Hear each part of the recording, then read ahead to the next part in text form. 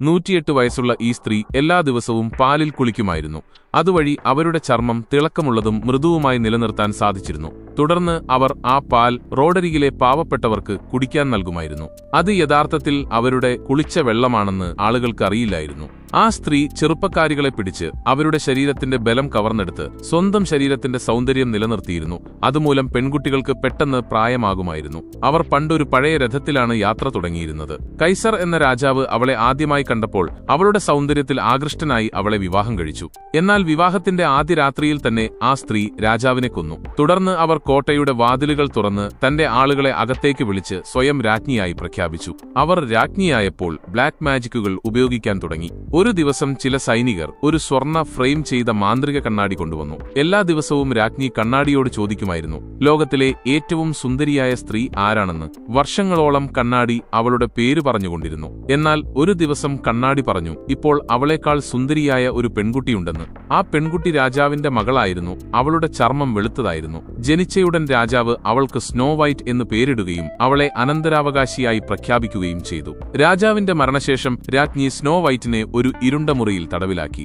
Snow white 10 വർഷം അവിടെ തുടർന്നു. അതേസമയം രാജ്യത്ത് ക്ഷാമം പടർന്നു പിടിച്ചു. എന്നിട്ടും രാജ്ഞി എല്ലാ ദിവസവും പാലിൽ കുളിച്ചു. ഒരു ദിവസം കണ്ണാടി പറഞ്ഞു, രാജ്ഞിക്ക് എന്നെന്നും ചെറുപ്പമായിരിക്കണമെങ്കിൽ സ്നോ വൈറ്റിന്റെ ഹൃദയം പുറത്തെടുത്ത് കഴിക്കണമെന്ന്. രാജ്ഞി തന്റെ സഹോദരനെ അവളുടെ ഹൃദയം കൊണ്ടുവരാൻ അയച്ചു. എന്നാൽ സഹോദരൻ പെൺകുട്ടിയെ കണ്ടപ്പോൾ അവളുടെ സൗന്ദര്യത്തിൽ മതിമറന്ന് തന്റെ തീരുമാനം മാറ്റി. സ്നോ വൈറ്റ് ഒരു അവസരം കണ്ട് അയാളുടെ മുഖത്ത് ആക്രമിച്ച് അവിടെ നിന്ന് രക്ഷപ്പെട്ടു.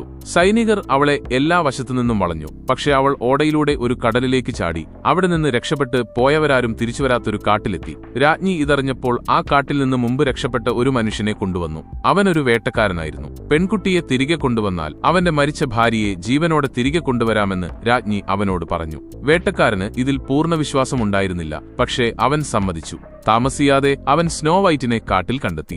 രാജ്ഞിയുടെ സഹോദരൻ പെൺകുട്ടിയെ കൊണ്ടുപോകാൻ വന്നപ്പോൾ വേട്ടക്കാരൻ അയാളെ തടഞ്ഞു. അതവർ തമ്മിൽ വഴക്കിന് കാരണമായി. തുടർന്ന് വേട്ടക്കാരൻ അവളെ ആ ഭയാനകമായ കാട്ടിൽ നിന്ന് പുറത്തെത്തിക്കാൻ തീരുമാനിച്ചു.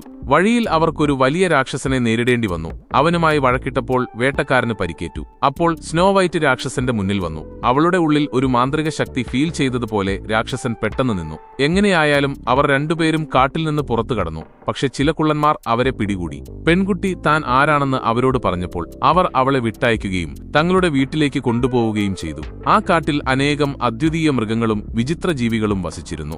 ഒരു ദിവസം ഒരു വെളുത്ത മാൻ അവരുടെ അടുത്തെത്തി. അത് സ്നോ വൈറ്റിനെ നോക്കി തലകുനിച്ചു. അത് ആ പെൺകുട്ടി എന്തോ പ്രത്യേകതയുള്ളവളാണെന്ന് വ്യക്തമാക്കി. അപ്പോൾ ആരോ മാനിന് നേരെ ഒരു അമ്പെയ്തു. അത് പറക്കുന്ന പ്രാണികളായി മാറി. തുടർന്ന് ഒരു ഫൈറ്റ് നടന്നു. അതിൽ കുള്ളൻ സ്നോ വൈറ്റിനെ രക്ഷിച്ചു. എന്നാൽ വേട്ടക്കാരൻ വീണ്ടും പിടിയിലായി. പക്ഷെ പിന്നീട് അവൻ രാജ്ഞിയുടെ സഹോദരനെ കൊന്നു. മറുവശത്ത് രാജ്ഞി വീണ്ടും മാന്ത്രിക വിദ്യകൾ ഉപയോഗിച്ച് ഒരു യുവാവിന്റെ രൂപത്തിൽ വന്നു. അവൻ പെൺകുട്ടിക്ക് ഒരു വിഷമുള്ള ആപ്പിൾ നൽകി. അതുമൂലം അവൾ അബോധാവസ്ഥയിലായി.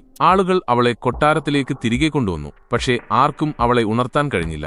അപ്പോൾ വേട്ടക്കാരൻ അവളെ ചുംബിച്ചു. അവൾ ഉണർന്നു. രാജ്ഞിക്ക് തോന്നി ഇനി അവൾക്ക് ഒറ്റയ്ക്ക് പോരാടേണ്ടി വരുമെന്ന്. അവൾ വീണ്ടും ചില യുവതികളുടെ ശക്തി മോഷ്ടിച്ച് സ്വയം ചെറുപ്പമായി. തുടർന്ന് അവൾ തന്റെ സൈന്യത്തെ അയച്ചു. മറുവശത്ത് സ്നോ വൈറ്റും തന്റെ സൈന്യത്തെ ശേഖരിച്ച് കോട്ടയെ ആക്രമിച്ചു. ചിലർ താഴെ നിന്ന് പ്രവേശിച്ച് വാതിൽ തുറന്നു. അവർ പ്രവേശിച്ചയുടൻ യുദ്ധം ആരംഭിച്ചു. തുടർന്ന് സ്നോ വൈറ്റും രാജ്ഞിയും മുഖാമുഖം കണ്ടു. രാജ്ഞി കൽപ്പടയാളികളെ മാന്ത്രിക വിദ്യയിലൂടെ ജീവിപ്പിച്ചു. പക്ഷേ വേട്ടക്കാരനും അവന്റെ കൂട്ടാളികളും അവരുമായി പോരാടിക്കൊണ്ടിരുന്നു. ഒടുവിൽ സ്നോ വൈറ്റ് രാജ്ഞിയെ പരിക്കേൽപ്പിച്ചു. അതുമൂലം രാജ്ഞിയുടെ യഥാർത്ഥ പ്രായം തിരിച്ചുവരികയും അവൾ മരിക്കുകയും ചെയ്തു. അങ്ങനെ രാജ്യത്തുനിന്ന് ഇരുട്ട് നീങ്ങി. സ്നോ വൈറ്റ് അവിടുത്തെ പുതിയ രാജ്ഞിയുമായി.